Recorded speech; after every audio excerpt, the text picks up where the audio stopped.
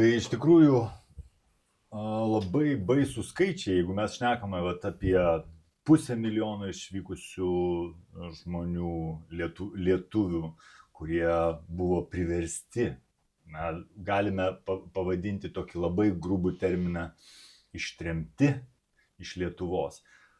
Kaip nekeista, 70% pagal apklausas šitų žmonių nori grįžti atgal į Lietuvą. Bet kaip mes pasižiūrėsim, kokios yra sąlygos šitiem žmonėm grįžti, ir mes pamatysim, kad yra viena kita kažkokia priemonė nežymi, kad paskatinti šitos žmonės grįžti. Tai reikia būtinai, kad būtų ne kalbos, o realūs veiksmai, tokie kaip kreditai skirti lengvatinėm sąlygom valstybės, tam, kad šitie žmonės grįžtų į Lietuvą, kad jie galėtų paimti savo šeimai kreditą tam, kad įsitvirtinti Lietuvoje, kaip keistai neskambėtų, kaip lietuvis turi įsitvirtinti savo gimtojoje šalyje. Tai jam reikalingi finansai, kurie valstybė turi iškelti tai kaip vieną iš pagrindinių tikslų, susigrąžinti šitos žmonės ir sudaryti jiems sąlygas vystyti čia smulkų verslą, vidutinį verslą ir gauti valstybės paramą. Tai šitie skaičiai 500 000 labai baisus. Jeigu mes toliau žiūrėsime, 25%, beveik ketvirtadalis Lietuvos yra žemiau skurdo ribos. Tai yra iš viso gąsdinantys skaičiai, apie kuriuos mes daug nešnekam, mes tik tai užsimenam, kad čia yra, sakykim taip, tokia padėtis. Mažvydai, aš čia įsiterpsiu ir pasakysiu, kad pragyvenimas, valstybės politika, kad žmonės turi gyventi žemiau skurdo ribos, tai buvo ne ekonominis sprendimas, tai buvo mūsų tos valdžios politinis sprendimas, nes galima paimti iš kitų sferų pinigų ir skirti žmonėm, kad jie negyventų pusbadžių. Bet politinis sprendimas buvo, kadangi gyvenam kapitalizmo sąlygomis, tai turi būti ir badaujančių. Tai amoralu pagal mano suvokimą, bet valdžia taip nusprendė ir žmonės pripratino prie minties, kad taigi normalu, kad yra ubagėlių, o kad visi žmonės turi būti žmonėmis ir kad iš žmogiškos pozicijos žiūrint negalima prileisti tokių sąlygų, kad tokių žmonių išvis būtų. Tai mūsų valdžia šitoj vietoj pasakė, o jiems tas pats. Rūpinkitės kaip kapitalizme kiekvienas už save. Žmogus žmogui vilkas.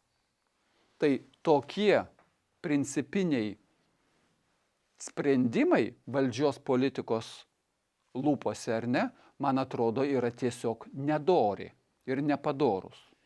Kaip man labai patinka jūsų tas pavyzdys ištrauktas iš prezidento mūsų veiklos, kuomet jisai su žmona dalina maltiečių sriubą ir tas visas paveikslas, aišku, reklaminiais tikslais dažniausiai jisai naudojamas prieš rinkimus ar dar kažkur, jisai antiek yra graudus ir charakterizuoja Lietuvą, kokioje mes esame, nors atrodytų Lietuva per paskutinius 10-15 metų jos BVP kilo 50% ir dalinai dėl to, kad mes gavome iš ES labai didžiulius finansus.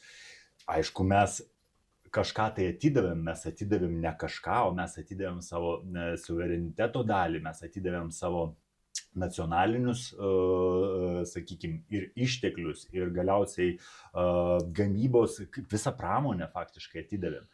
Ir šiuo metu visi džiaugiasi, kad pasižiūrėkite, kaip Lietuvos ekonomika augo.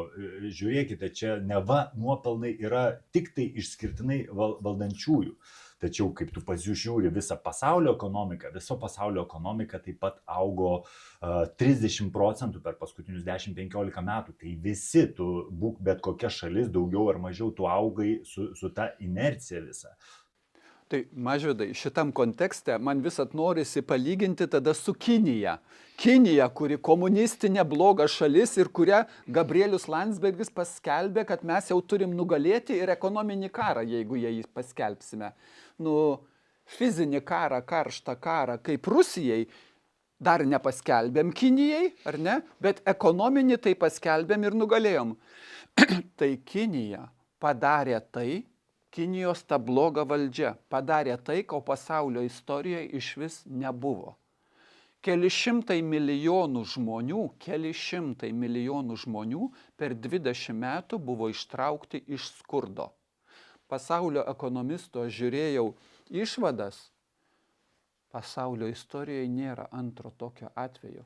Kinijoje, toje atseit skurdžioje ir netinkamoje Kinijoje yra daugiau automagistralių greitkelių važiuoti mašinom negu Amerikoje, plus Europoje, plus Australijoje ir plus visam likusiam pasaulyje. Kinijoje yra daugiau greitųjų traukinių linijų kilometrais negu visam pasaulyje kartu sudėjus.